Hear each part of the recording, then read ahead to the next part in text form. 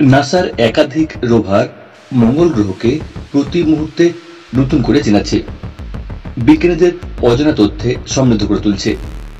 এমনই একটি rover curiosity. সে তার যাত্রাপথে কয়েকদিন আগেই পৌঁছে গিয়েছিল একটি ধুধু প্রান্তরের সামনে, যেখানে পাথুরে জমি দেখা যায় না, দেখা যায় শুধু বালি আর ধুলো, যার অনেক তলায় হারিয়ে গেছে পাথুরে জমি।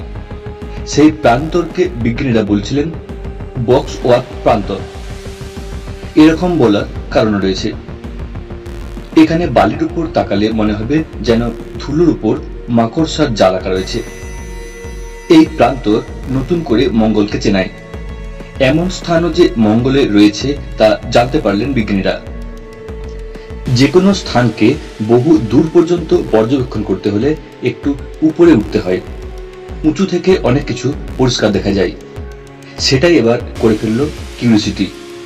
একটি উঁচু পাথরের টিলার উপর চড়ে বসল সে। 36 ফুট উঁচু সেই টিলায় চড়াটা কিন্তু সহজ ছিল না।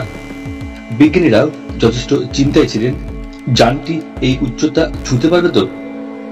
কিউরিওসিটি কিন্তু অবলীলায় তা করে দেখালো। সেটি গিয়ে বসলো বক্স ওয়াক প্রান্তরের সেই টিলার উপর, যেখান থেকে চারপাশ আরো পরিষ্কার করে দেখা যাবে, অনেক দূর পর্যন্ত দেখা যাবে। যা সে দেখবে তার দেহের চারধারে লাগানো অতি শক্তিশালী ক্যামেরা দিয়ে। আর সেই ছবি সে পাঠাবে বিজ্ঞানীদের কাছে, যা মঙ্গলকে নতুন করে চিনতে সাহায্য করবে।